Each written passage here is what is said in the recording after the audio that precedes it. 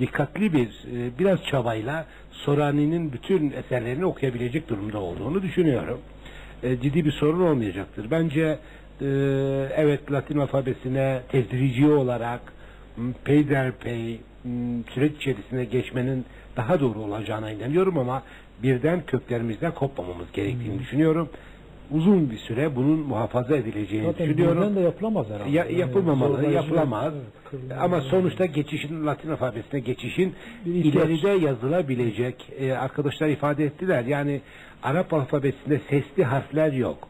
Sessiz harflere bir takım işaretler koyarak hangi sesli harfle birlikte okunabileceğine dair yapay bir zorlama bir durum var. Kürtçe'de sesli harfler çok ciddi ağırlığı olan harflerdir, seslerdir ve bunlar Latin alfabesinde karşılığı olan seslerdir. Onu her ses tonunu bile birbirinden ayırt edebilecek olanaklar veriyor Latin alfabesi. Bu nedenle Latin alfabesi Kürtçe'ye uygundur. Zaten Kürtçe'de Hint-Avrupa dil grubudur. Latince ile Kürtçe'nin bu kadar yakın olması nedeni köken olarak aynı dil grubuna geliyor olmasının da getirdiği bir avantaj diyelim. Bu alfabeye geçmemiz lazım. Ama bunun için çok aceleci olmamak lazım diye düşünüyorum. Konferansta ciddi tartışma konularından biri buydu. Evet, sorumuzun ikinci bölümü vardı. Yani kurumlaşma, Kürtçenin bölgemizde hani eğitim dili olabilme şansı nedir? Yoksa bunu hani sivil toplum örgütlerinin, kurumlarının neler yapabileceği, akademiden sonra bu akademiden beraber neler olabileceğini şunu bilmemiz lazım. Bir dilin gelişebilmesi diğer kültür, sanat ve diğer toplumsal sorunlarda olduğu gibi özgürlük ortamına ihtiyacı var. Bir. İkincisi maddi desteğe ihtiyacı var. Kurumlaşmaya ihtiyaç var. Bütün bunları devletin olanakları dışında yaratmanın mümkün olmadığını bilmek lazım.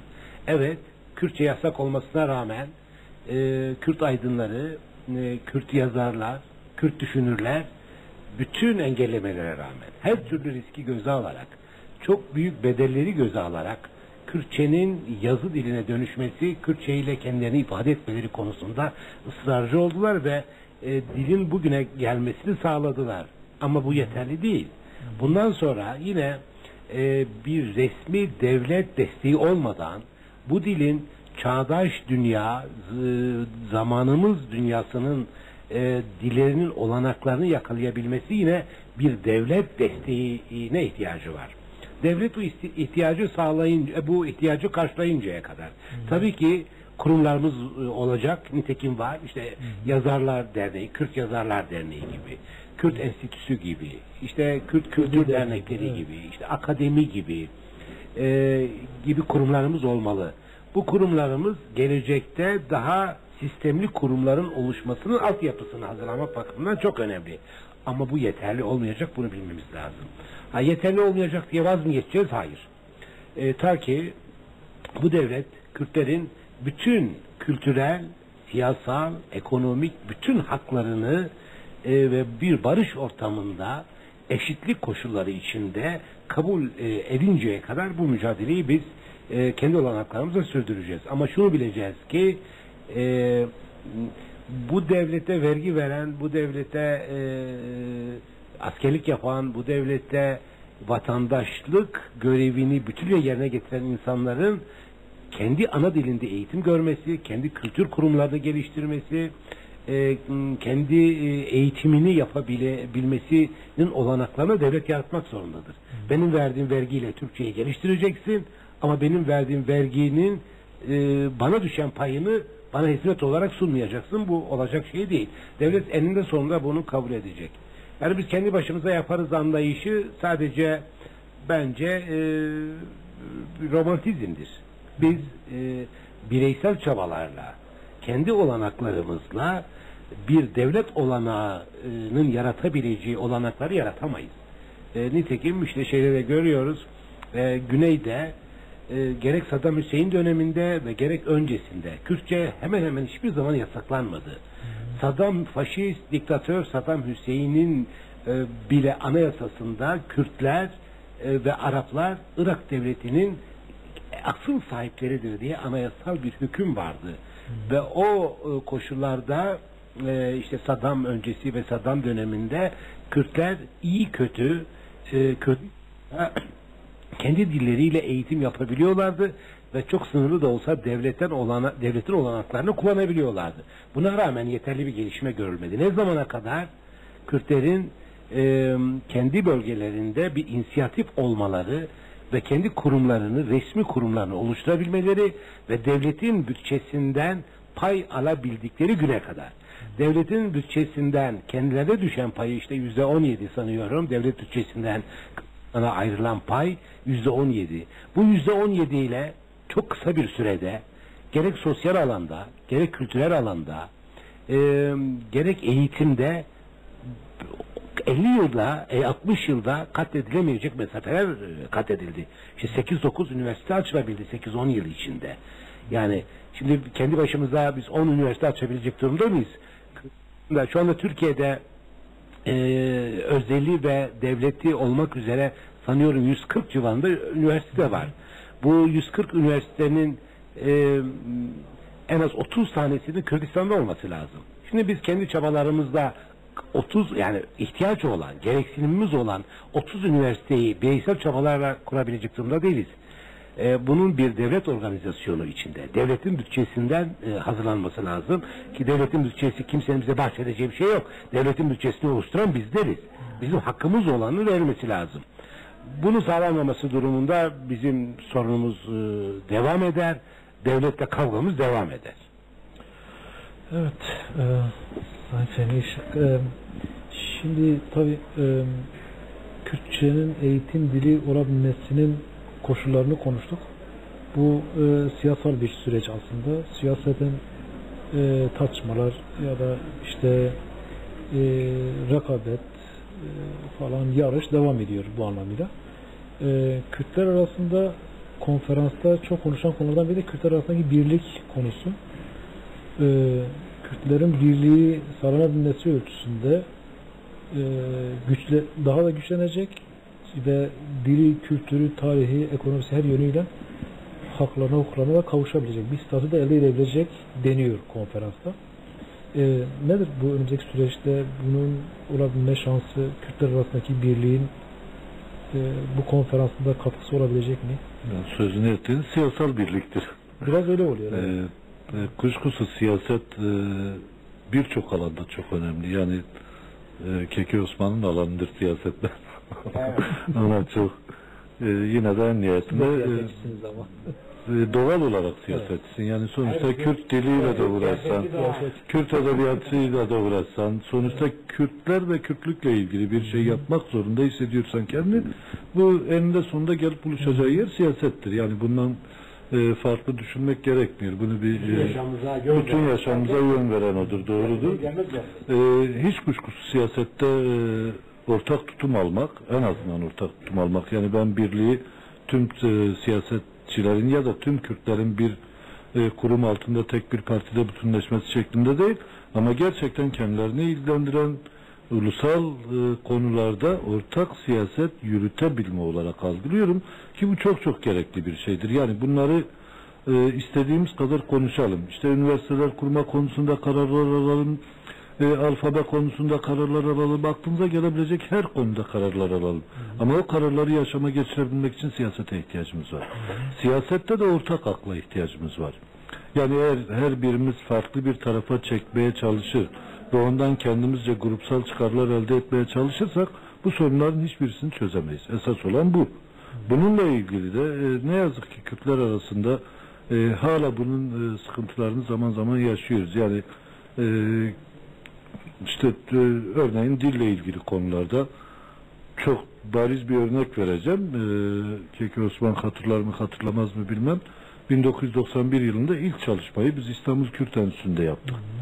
30'a yakın insan katılmıştı. Fakih Hüseyin'den tutun birçok yani dille ilgilenen arkadaşın bizim Kürtlerin katıldığı çalışan bir toplantı yaptık. 3 aya yakın sürdü. 3 ay sonrasında 4 sayfalık bir karar aldık.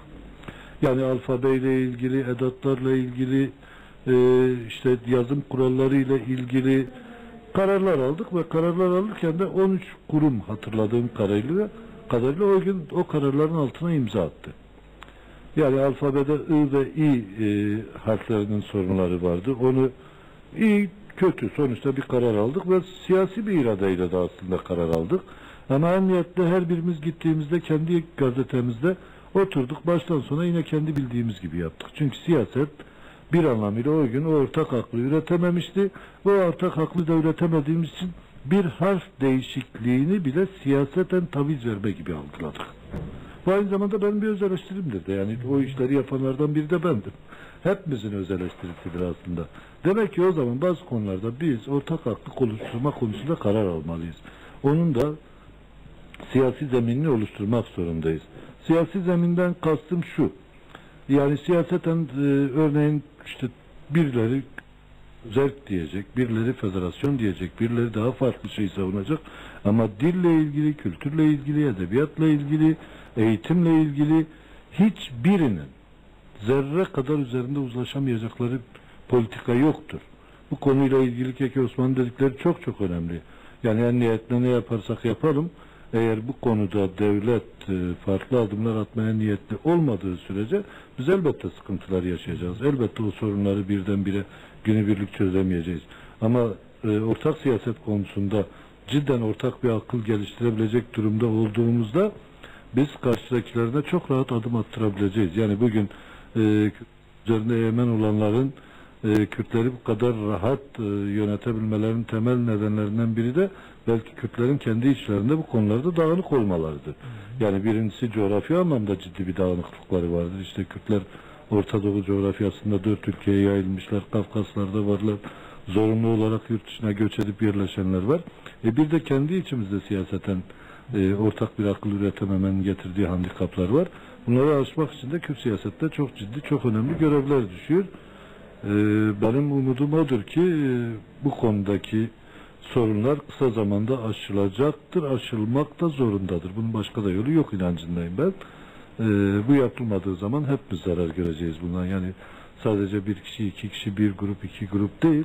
A'dan Z'ye gerçekten özgürlük ortamının oluşmasını isteyen Kürtlerin kendi ulusal, insani, sosyal, siyasal eğitim haklarının yaşama geçmesini isteyen herkes bundan zarar görecektir. Ayrıca bir şey daha var. Yani belki dilden daha da diğer konuştuğumuz şeylerden daha da önemli olan bu coğrafyada her gün onlarca insan yaşamını yitiriyor. Hala insanlarımız yaşamını yitiriyor. Yani bu çok ciddi bir sorun ve bu genç insanlardır yaşamlarını yitirenler. Bu sorunun aşılması için de bu şiddetin, savaşın bir an önce sona ermesi için de Kürtlerin ortak bir akıl üretmesi ve Kürt egemenlerin karşısında ortak bir politikayla yer alması çok çok önemlidir inancındayım. Ortak akıl derken dışarıda konuşmamızda bunu söylemiştiniz de ortak akılla ilgili bir toplantı yapacaksınız önümüzdeki hafta.